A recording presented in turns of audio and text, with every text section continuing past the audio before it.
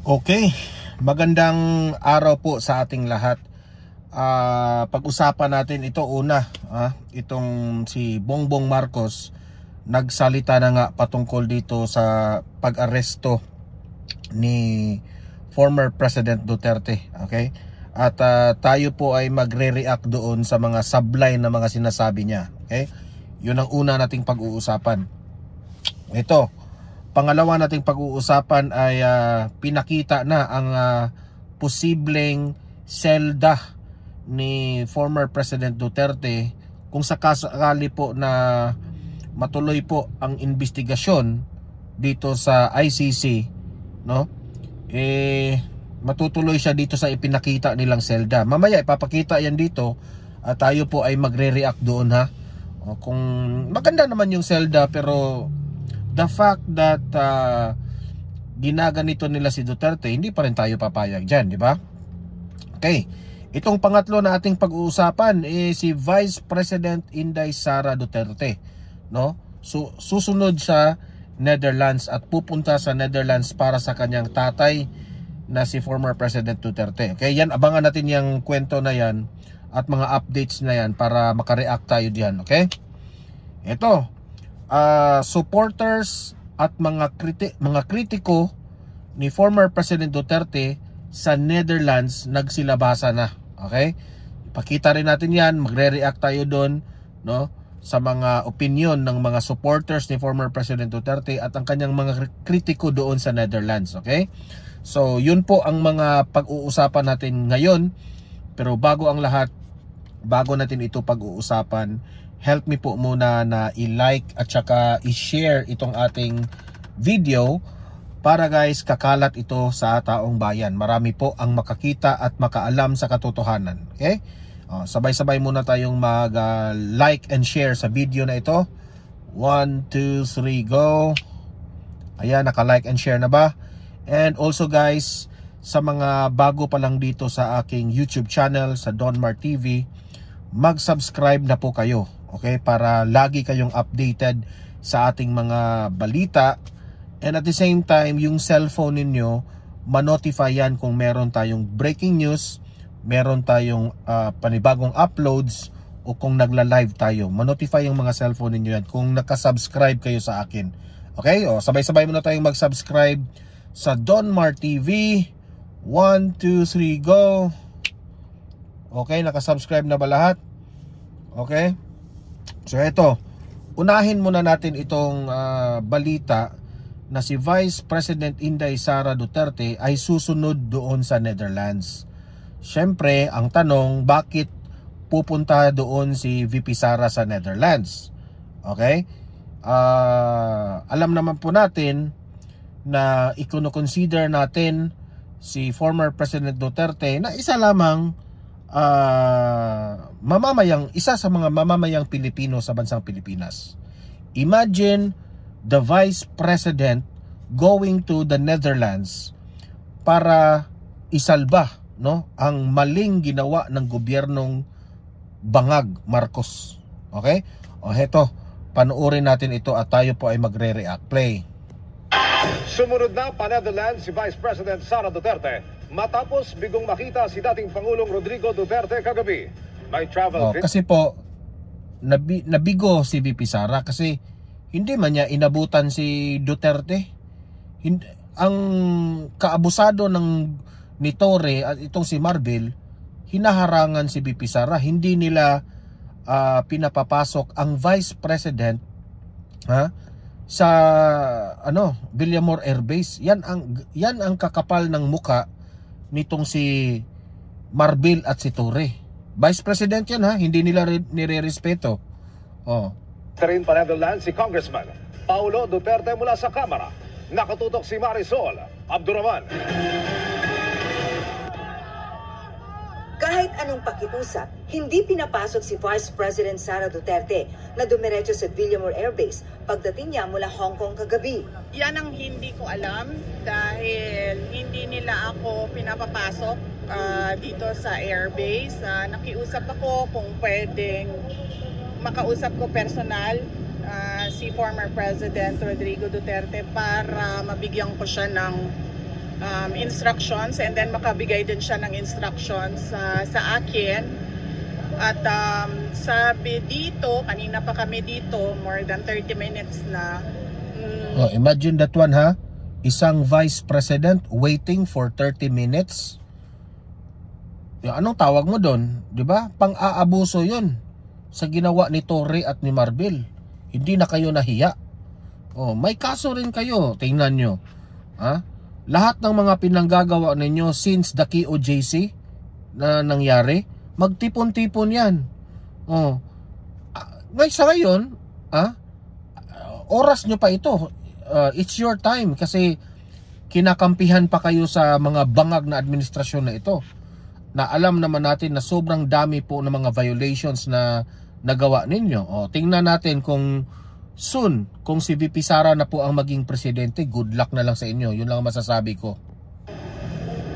Si General Marbil daw ang in charge ng buong Villamor Military Air Base ngayon. Nanatili siya sa labas ng airbase kasama ng mga taga-suporta ng kanyang pamilya na nagtipon-tipon doon kagabi.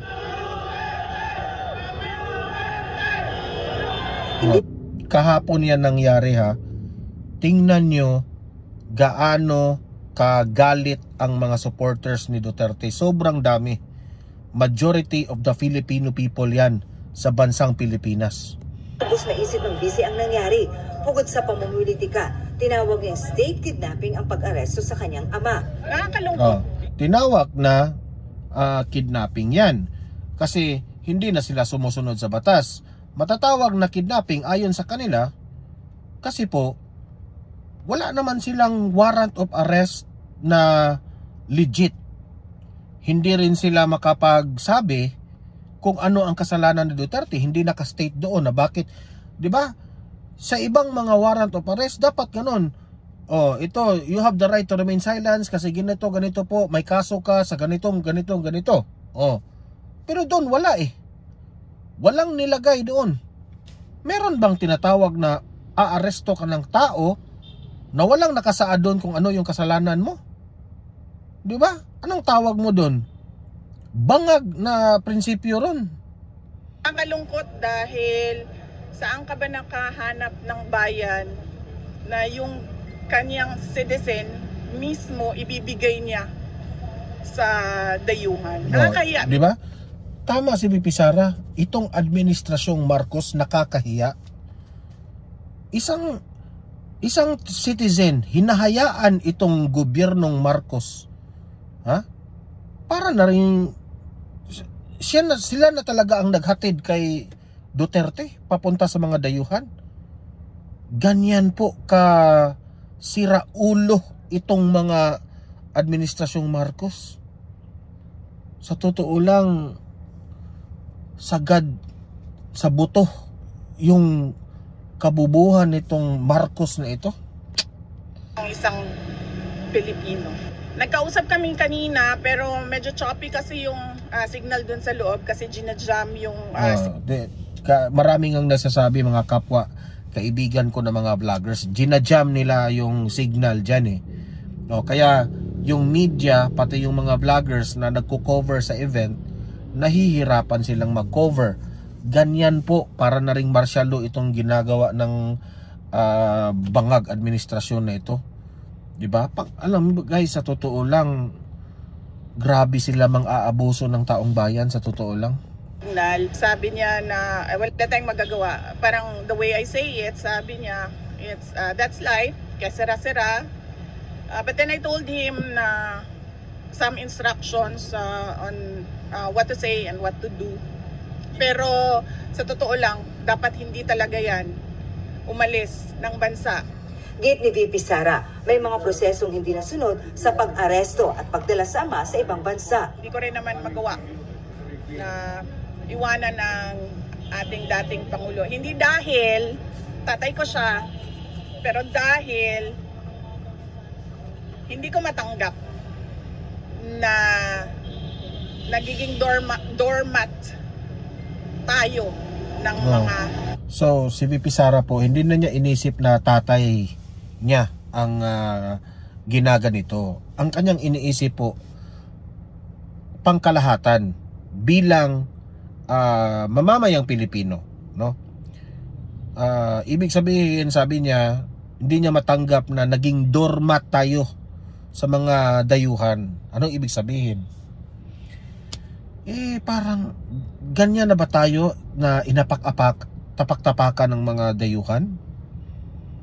Bongbong Marcos, sira ka na talaga, sa totoo lang. Ganyan ka ka-weak. Ito ba ang presidente natin? Ito ba yung presidente na dapat nating papaniwalaan this coming 2025 election? Wala na po kaming tiwala dito sa pagiging president mo. Kaya pala bumabagsak ang bansa natin dahil sa mga ganyang prinsipyo mo. Wala talaga. Your leadership is too weak. Binababoy mo ang batas natin, Bongbong Marcos. Hinahayaan mo na makapunta yung mga dayuhan dito. Gaganyanin lang tayo because of political madness. Gumaganti ka. Ginamit mo ang Interpol, ginamit mo ang ICC dahil sa galit mo sa mga Duterte. You are too weak, Bongbong Marcos. Very personal. Nakikita nyo naman, nakafile sila ng impeachment ng ang basis nila is hearsay. Hearsay ang basis. Sa bagay, hindi naman attorney si Bongbong Marcos. Di anong alam niya sa batas, di ba? And gossip. Sobrang lakas ng black voting ngayon. Lumalakas at nagsusnowball yung black voting ng... Dahil takot sila mag-landslide ang PDP. Yan ang totoo. 9 candidates ng PDP laban. Pinabulaanan din ni VP na nanghingi umano ng political asylum sa China ang ama. I was there in Hong Kong. Wala siyang kausap from the Chinese government. And in fact... alam ko naman mga dilawan, mga loyalista, mga bangag ang nagpakalat ng balita na yan na humihingi ra daw asylum si Tatay Digong. Ang kakapal ng muka. Mahal na mahal ni Tatay Digong ang Pilipinas tapos hihingi siya ng asylum. Utot nyo. Baka kayo. Ganyan kasi kayo mga kalaban ni Duterte. Ganyan kasi kayo Wala kayong prinsipyo kasi Si Duterte hindi ganyan. Sabi niya, kung maalala nyo, 4 p.m. yung flight niya sa Cathay Pacific, diba? Sabi niya, agahan natin ng 7 a.m. Para makabalik na ako sa Pilipinas. That was willingly surrendering himself to the jurisdiction of Philippine authorities, not the ICC. Dahil di na nakikita. Clarify ni VP Sara yan kung meron mang bagay na susurrender si former President Duterte, yun ay balwarte po ng Pilipinas. Hindi po balwarte ng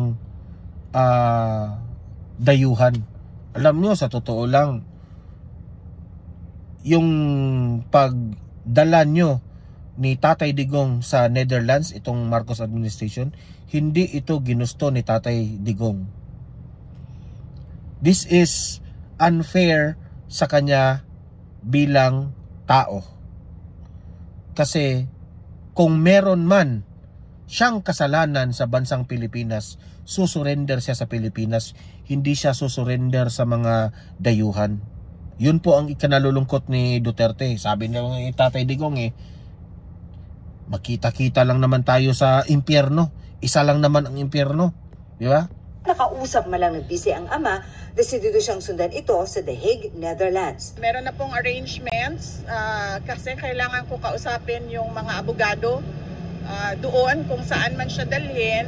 Pupunta kami, ako, at pupunta yung mga abogado and doon kami mag-uusap kung ano yung mga gagawin. Kaninang umaga, bumiyahe na siya patungong The Netherlands. Sa Dubai din ang layover ng bise at inaasahang dadating sa Amsterdam bukas. Ang kapatid na si Congressman Paulo Duterte. So it's a good thing Good news ito na pati yung mga anak ni former President Duterte ay pupuntahan talaga siya si VP Sara, si Paulo Duterte. Tingnan natin kung anong update. Sinasabing lumipad na rin para puntahan ang ama. Kanina inilabas ng Kamara ang kanyang travel clearance papuntang the Netherlands at Japan. Para sa GMA Integrated News. Grabe. Ganyan talaga ang mga anak, no? Ang pagmamahal nila sa kanilang tatay. Grabe. Alam ko masakit ang damdamin ngayon ng mga anak ni Tatay Digong, no? Pero very brave pa rin sila. Okay? Saludo po kami sa inyo, VP Sara at Paulo Duterte, sa inyong ginagawa. Okay? Ito, puntahan muna natin itong next topic natin. Ito si Presidente Bongbong Marcos, ha? Ano ang kanyang opinion patungkol dito? Okay, it's very obvious na nagsisinungaling na naman itong bangag na ito. Ito, play. Nanindigan si Pangulong Bongbong Marcos na walang bahid politika at legal ang pag-aresto ng Interpol kay dating Pangulong Duterte. Kaugnay niyan, may babala. Walang bahid politika, ha? Pero yung eroplano na sinakyan ni Tatay Digong, yun rin ang eroplanong lagi mong sinasakyan. Bangag ka talaga. Naman ng China sa ICC. Nasa frontline balitang ito. Good luck sa iyo, Bongbong Marcos, ha? Winawarningan na ng China itong ICC. At susunod yan, ikaw na naman. Si Maricel Alili. Pagkaalis ng eroplano ni dating Pangulong Rodrigo Duterte pa Netherlands kagabi, humarap naman sa isang press briefing si Pangulong Bongbong Marcos sa palasyo para linawin ang ilang issue sa pag-aresto ng Interpol sa dating Pangulo. Hit ni PBBM, hindi iligal at walang bahid politika ang Hindi illegal. Hindi, siyempre, wala kang alam sa batas natin. Hindi, siyempre, sasabihin mong hindi illegal. Pero yung mga nakapalibot na mga attorney at mga may alam sa batas, bangag Marcos, sabi nila, illegal po ang pag-aresto ni Tatay Digong.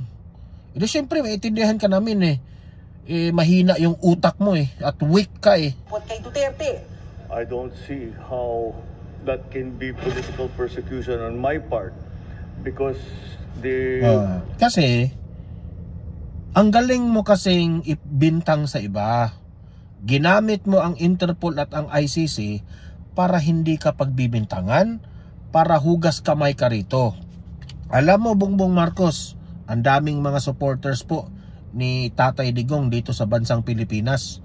Walang ibang pinagbibintangan ang kanilang galit, ikaw at ikaw, wala nang iba. It was initiated before I even came into the picture. Yan ang hirap, Bongbong Marcos. Kahit araw-araw ka pang magpapaliwanag na hindi ikaw, wala kang kinalaman dito. Kahit araw-arawin mo pa, kahit 1,000 mo pang gawin yan araw-araw, hindi ka talaga papaniwalaan ng taong bayan dahil naniniwala ang taong bayan na ikaw at wala nang iba, ikaw ang presidente ka, may control ka, pero talagang hinayaan mo lang bangag. Ayon sa Pangulo, taong 2017 pa isinampa sa ICC ang reklamo laban kay dating Pangulong Duterte. Kaya wala siyang kinalaman sa inisyong warrant of arrest kahapon na pinadaan sa Interpol. We followed all the legal procedures that are necessary. We followed all. Halos talaga, alam niyo sa totoo lang, ikaw talaga ang may award ng best budol of the century, Bongbong Marcos. Lahat na talaga ang mga sinasabi mo, hindi ka na pagkakatiwalaan. Dati sabi mo, walang jurisdiction ng ICC dito. Hindi ako aalaw, ako mismo ang magkakaladkad sa ICC kapag pupunta sila dito. Utot mo, Bongbong Marcos. Sinungaling ka. You are always a sinungaling. Ginamit mo itong gobyernong ito para lang masaya ka sa buhay mo. So, I'm confident that if in further kagaya ka talaga ng tatay mo, mas worst ka nga pa kay tatay mo. Examination, you will find that it is proper and correct. Bago kusang loob. Proper and correct. Isa bagay, bobo ka Tumakay sa eroplano kahapon, nagmatigas pa si Duterte na umalis dahil illegal. Isa naman itong media na ito, gagamitan pa ng word nagmamatigas. Hindi po nagmamatigas si Tatay Digong. Grabe naman kayo magbalita, oy. Hindi naman yun pagmamatigas. Ang ginagawa lang niya, hindi yun pagmamatigas ha. News 5 ha. Ang ginagawa lang ni Tatay Digong dito, humihingi siya sa kanyang rights rin. Dapat due process. Dapat rin na makapagbigay siya sa kanyang bilang mamamayang Pilipino, ilahad niya ang kanyang depensa. Hindi naman siya nananakit. Pero talagang gagamitan nyo ng word na nagmamatigas. Hindi naman nagmamatigas yan eh.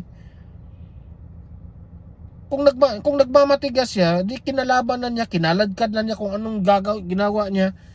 Nag-shut down pa nga sila on the table to explain sa kanyang sarili. Grabe naman yung word na nagmamatigas. Ito rin News 5, bias rin kayo eh. Daw ang pag-aresto sa kanya.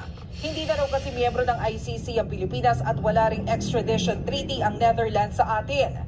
Kaya maituturing daw na kidnapping ang sapilitang pagbitbit sa kanya. Ay, kidnapping talaga kasi hindi naman kayo sumusunod na sa tamang proseso eh. Di ba? Talagang kidnapping ang tawag doon. Hague. Paliwanag naman ni PBBM, hindi nagbago ang posisyon ng gobyerno sa ICC. Tinupad lang daw ng Pilipinas ang obligasyon nito na tulungan ng Interpol. Hit pa ng palasyo. Grabe din si Bongbong Marcos, no? Grabe ka sinungaling. Sinungaling ka talaga. Di extradition ang ginawa kay Duterte. Hindi rin nila isinasantabi ang karapatan ng korte sa Pilipinas na litisin kung may ibang kinakaharap na kaso ang dating Pangulo. He was not extradited in the first place. He was surrendered. It would be different from to surrender and to extradite. There's no waiver yet of the right of the state to still run after him if there are other complainants. We have not yet waived the rights of the alleged victims in the Philippines. They can still file cases. Sa gitna ng issue, nagbabala ang China na binabantayan nila ang sitwasyon. Paalala ng Beijing, iwasan ng ICC ang pamumulitika. Ito na ha. Sa totoo lang, ang China, tama yung sinabi ng China dito eh. Kasi po, yung ICC na yan, marami na pong mga bansa na nagagalit sa ICC. Kasi yung ICC kasi, sa mga napapansin rin ng mga some other countries, mahilig talagang namumulitika itong mga taga-ICC rin. May kinakampihan kasi. Yan ang hirap dito sa ICC eh. Diba? Kayong mga taga-ICC, hindi nyo man inisip, hindi kayo nag-weigh things ba, kaagad kayong nagalit kay Duterte, hindi nyo inaalam kung ano rin ang magandang idinudulot ni Duterte sa bansang Pilipinas. Diba? Yan ang kamalian ninyo mga taga-ICC. Kaya nga, hindi ba kayo nagtataka mga taga-ICC bakit ang dami nang tumiwalag sa pagiging miyembro ng ICC? Sa pagiging miyembro nyo? Kasi there is something wrong sa inyong sistema po. Okay? Sabi ng China dito, China has noted the news and is closely following how this might develop. Meaning to say, they are closely monitoring about the well-being of our former President Duterte. Ang China po ay nagbabantay po sa sitwasyon ni Tatay Digong. Okay? Kasi kung hindi nila ito nagugustuhan, ewan ko na lang kung anong gagawin ng China. I would like to reiterate, sabi ng China, I would like to reiterate China's consistent view that the International Criminal Court should strictly follow the principle of complementarity. Okay? Yan po ang sabi ni Mao Ning, yung spokesperson ng China. Sige, continue. At umano'y double standards. Dapat sundin daw ng ICC ang tamang proseso. Correct. Nagbabalita mula sa frontline. Kasi kung itong ICC kung hindi nila gagawin itong tamang proseso sa pag-investigate dito kay Duterte, talagang there is no reason for China kung ano man ang gagawin. Sel Halili, News 5. Mga kapatid, Alam naman natin na ang China po ay si former President Duterte ay mahal na mahal ng China, no? Kasi sa pagiging tunay na kaibigan, no? At grabe, no? Si Tatay Digong, wala na lang talagang ibang inisip si Tatay Digong kundi ang magiging makipagkaibigan sa ibang mga nation, okay? Kasi po yung giyera na yan, wala namang talagang magandang idinidulot yan, eh. Yung ginagawa ngayon ni Bongbong Marcos sa China, kaplastikan yun. Ano lang yun, eh, pakitang tao na siya ay siya po ay matapang, para sabihin ng taong bayan, si Bongbong Marcos matapang, pero ang totoo pala bangag. Bangag, eh. Ito rin yung ipinakita, ipinakita yung posibleng selda ni Tatay Digong dyan sa Netherlands. Play. May sariling TV at CR ang posibleng maging kulungan ni dating Pangulong Rodrigo Duterte sa ICC sa the Netherlands. Meron din itong badminton at basketball court. Nasa frontline na balitang yan si Camille Samonte. Ito ang itsura ng posibleng kwarto ni dating Pangulong Rodrigo Duterte sa detention facility ng International Criminal Court sa Netherlands. Solo lang si Duterte sa detention cell na may kama, sariling banyo, TV at intercom. May gym din ang pasilidad kung saan pwedeng maglaro ng sports at gumawa ng iba pang recreational activities. May library at pwedeng gumamit ng computer para mapag-aralan ang kaso. Yun nga lang, walang internet. Pinapayagan din ng ICC ang bisita sa detention facility. May sarili ring medical room ang lugar. 3 beses sa isang araw ang paghahain ng pagkain sa ICC detention facility, pero may common kitchen kung saan pwedeng magluto. Pero bago i-surrender sa ICC, idediretso muna ang dating Pangulo sa local court sa Rotterdam The Hague Airport. Alamin kung tama ba yung proseso ng tingnan nyo, ang selda po ni Tatay Digong, medyo masarap siya, 'di ba? Parang hindi pang prisoner ang dating, 'di ba? May sariling TV, o kung gusto mong mag-exercise, may sariling basketball court, badminton, o kung ano-ano mang gusto mong gawin. May sariling refrigerator, TV, 'di ba? Masarap yung buhay sa loob ng presohan, no? Pero kung si Tatay Digong po ang papipiliin, mas gusto niya pang makulong dito sa bansang Pilipinas. Sa totoo lang, disgusto ni Tatay Digong yan na isang dayuhan ang magkukulong sa kanya. Ano talaga yan? Talagang insulto yan para sa kanya. Ayaw niyang mamatay sa mga kamay ng mga dayuhan. Kasi sabi ni Tatay Digong, magbabasa na lang ako ng libro sa loob ng kulungan. Di ba? Basta lang sa basta lang sa kulungan ng Pilipinas. Arrest. At kapag po na-validate, na sinabi naman na tama ang pagkakadala sa kanya sa bansang kung saan siya dadalhin, idadali na po siya sa The Hague, sa ICC. Kapag nasa kustodiyan na ng ICC si Duterte, gugulong na ang pre-trial kaugnay ng crimes against humanity of murder dahil sa drug war. May karapatan naman ang dating Pangulo na mag-apply ng pansamantalang kalayaan habang nakabinbin ang paglilitis ng ICC prosecutor. Walang impormasyon kung gaano katagal ang inaabot ng pre-trial. Oras na matapos ito, sakalang gagawin ang aktual na paglilitis sa The Hague. Karaniwan ay isinasa publiko ang mga paglilitis ng ICC pero ikukonsidera rin kung makaaapekto ito sa kaligtasan at seguridad ng mga biktima at testigo sa kaso.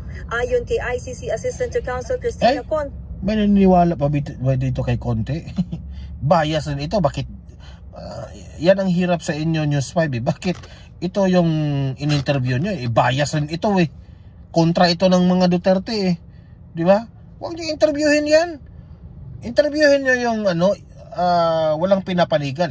Interviewin nyo yan Wala namang alam yan, kundi galit ng galit kay Duterte. Tingnan nyo yung mukha niya, oh. Sa mukha pa lang, galit na eh. Naghahanda na ang mga biktima ng EJK oras na ipatawag bilang testigo. Paglilinaw naman ng ICC kapag guilty ang hatol ng prosecutor sa isang nasasakdal, hindi siya makukulong sa detention facility. Ililipat siya ng kulungan sa labas ng Netherlands para bunuin ang kanyang sintensya. Ayon sa palasyo, pwedeng umabot ng dekada ang sentensya ng ICC. Based on the law, the penalty could reach up to 30 years imprisonment. But it depends upon the defenses. Pwede rin namang ibasura ng ICC ang kaso. Nagbabalita mula sa frontline, So Camille Samonte, ako, News 5. Mga kapatid, Julius Babaw po. Iba na ang may alam at may pakialam sa panahon Oh, ngayon. bakit itong hindi Para mo- sa ano? frontline ng mga balita, mag-follow at mag-subscribe sa Ano ba to? social media pages ng Ay, News 5. Julius Babaw, ano ka dyan? Ano nangyari dito? Alam niyo, sa totoo lang, no? I am very much hoping na madali lang ito. Ibabasura ito ng ICC. I'm hoping na mababasura ito kasi wala silang direktang wala silang direktang makapagtukoy na yung mga EJK na sinasabi nila ay si Duterte po ang gumawa, di ba? Hindi mahina yung ebidensya sa totoo lang. Ito, panoorin rin natin yung mga supporters ni Tatay Digong at yung mga kritiko ni Tatay Digong sa Netherlands. Okay? Pakinggan po natin. Justice for all the victims of Duterte's crimes in the Philippines. Justice! Ilan ba kayo? Sige, bibilangin natin. 1, 2, 3, 4, 5, 6, 7. 7 lang kayo dyan. Ha? 7 lang kayong binabayaran ng mga dilawan at mga loyalista. Dilawan lang talaga. Kasi yung mga loyalista, dating Duterte naman yan 7 lang kayo na nagsasabing, parang magmukhang marami sila. Ha? It's very obvious na binabayaran nila ito ng mga dilawan, nila Diliman, nila Trillanes. May foreigner pang nakasali. Ilan lang ba yung mga Pinoy diyan? Tapos para magmukhang marami sila, pinakompress sila, no? Tapos dadamihan nila yung mga placards, yung mga props nila para magmukha silang marami. Huwag nyo kaming utuhin, kaunti lang kayo. Justice for all the victims of Duterte's crimes. Yes. Kayo, binabayaran lang kayo. Hindi nyo kasi nauunawaan yung mga nabiktima sa mga jadik dito sa Pilipinas. Yung mga inosenteng bata, yung mga wife na mga bangag yung kanilang mga asawa na sila po ay inaabuso, ginugurgur. Wala kasi kayong mga kamag-anak na nabiktima dito sa mga jadik na ito. Diba? Rally lang kayo ng rally dyan dahil sumusunod lang kayo sa utos ng mga ninyo. Ito lang yung maipapayo ko sa inyo, ha? Wake up. Yun ang totoo. Gumising na kayo. Justice now! Justice now! Yes. And we are here to for the thousands of victims of his administration's war on drugs. Justice raw sa mga nagugurgur sa war on drugs si Tatay Duterte. Bakit yun lang po yung mga addict na namamatay, yun lang ang justice para sa inyo? How about yung mga inosenteng tao na mga nagugurgur, mga bata, mga inosente? Wala bang justice yun? Yan ang hirap sa inyo Bangag rin kayong mag-isip Inflicting pain and grief amongst thousands of Filipinos. Sus, bata pa ito. Te, wala kang alam, te. Punta ka dito sa Pilipinas, te, para alam mo ang tunay na nangyari. We are calling for justice, not only for the victims. Isa pa ito, tumanda ka na, hindi mo pa alam. Umuwi ka dito sa Pilipinas para alam mo. 100,000 victims of extrajudicial killing, but for the Filipino people as well. There is blood on his hands and he should be tried for it. There should be no double standard.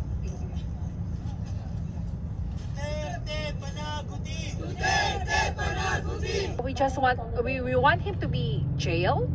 We want him to suffer, but he actually is lucky because he is experienced. Kayo ang lucky. Kasi nandyan po kayo sa Netherlands eh. Diba? Maganda ang buhay nyo dyan eh. Ano? Punta kayo dito sa Pilipinas, te. Dito kayo tumira. Tingnan natin kung ano ang paggising mo, ano ang lumabas sa mga balita. Hindi nyo alam ang mga nangyayari dito sa Pilipinas eh. Try mong tumira sa squatters area, te, para maintindihan mo. Masarap kasi yung buhay nyo dyan eh. Oh, tumira kayo doon sa squatters area. Kung gaano kapiligro doon. Paano nilagay ang mga kalagayan ng mga Pilipino into safety sa pamumuno ni former President Duterte sa programa niyang War on Drugs. Hindi nyo kasi maiintindihan hanggat hindi kayo pumunta dito at kayo mismo ang makasaksi. The due process of law compared to the victims that they were just being shot and killed without any due process. Rights and international solidarity. We at Balikbayan heavily detest the massive...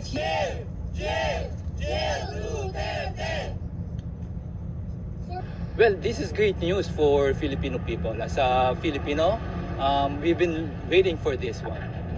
We've been fighting for the victims of extrajudicial killings that they commit, that they get the justice that they deserve. And now we are very close to this one. This is very, very close, and we are so happy. And I'm here to show my appreciation to ICC by doing its job to end impunity. Demand justice.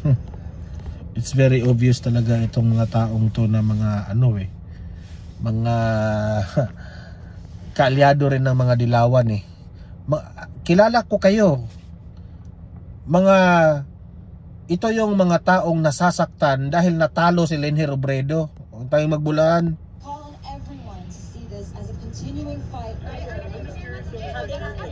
Ito naman yung mga supporters ni Tatay Digong. Mas marami pa sila, di ba?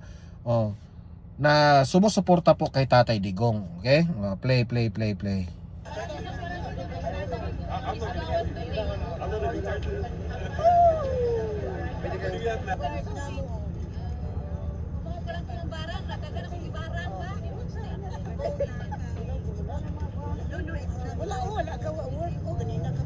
Binigay nila ang ating former president sa mga banyaga.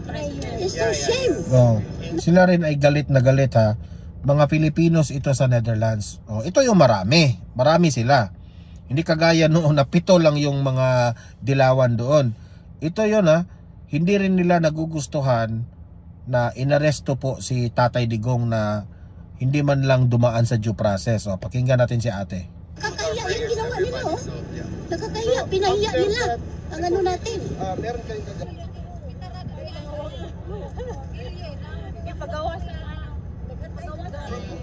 Pinaparatang lang yan.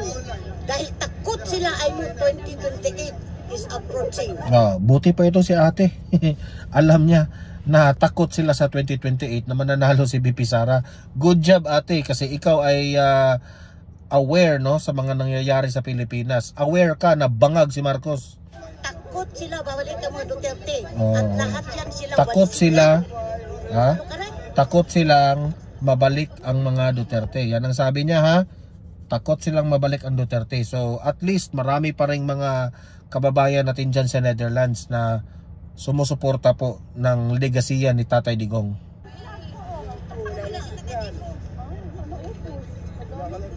We are here actually because we want to show our love and support to our beloved former President Rodrigo. Good job guys. That's basically the gist bakit nandito kami ngayon. Because of our love and support to tinuturing naming tatay ng mga Pilipino. Yeah. Ako nag-apply ko last time katong rally na mo. Sinabi ko Okay, so yun po ha. Yun po ang yun po ang balita natin ngayon, na masaya tayo, no, na marami pa ring sumusuporta kay Tatay Digong. Buong mundo, kasi alam naman natin ang mga Pilipino, kahit saang lugar meron talagang Pilipino, no, buong mundo. So we are hoping po na maagapan po ito sa madaling panahon, na ibasura ito ng ICC at ipamukha dito sa mga loyalista, mga bangagngista, mga dilawista, mga tambaluslos, no, na dahil sa inyong pamumulitika hindi po kayo mananaig. Okay, mabuhay ang mga Duterte po, mabuhay si Tatay Digong. Si Tatay Digong lang po ang pag-asa ng bayan. Yan ang katotohanan, kahit balik-balik ta rin nyo pa, no, kung mga kaalyado ni Marcos ang mananatili sa bansa natin, kawawa ang mga Pilipino. Yun ang katotohanan. Huwag na tayong magbulahan. Okay? So guys, mag-comment, mag-react po kayo sa mga pinag-usapan nating mga topics, at doon po natin ipalabas yung ating mga argumento. Usap-usap po tayo sa comment section. Okay? At don't forget ha, bago kayo matapos manood dito, mag-like muna at saka mag-share para marami po ang magising, marami po ang makakita dito sa video na ito ha, ma-educate sila. And at the same time, sa mga bago pa lang dito sa aking channel, mahalaga rin na mag-subscribe kayo para updated kayo sa mga maiinit na balita, especially about former President Duterte. Okay?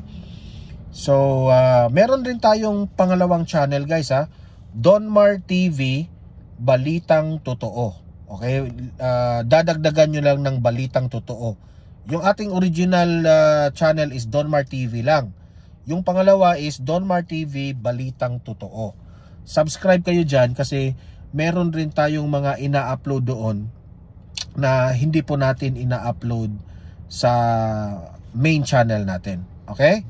So maraming salamat po sa mga nanonood, sa mga audience at sa mga moderators ko sa Donmar TV, no? Always remember na kayo po ang aking inspirasyon para ilahad sa inyo ang aking opinion sa mga nangyayari ngayon sa ating lipunan. Okay? See you in my next video, see you in my next live. Have a great day, have a great night. Mabuhay ang Pilipinas. God save the Philippines. Bye-bye.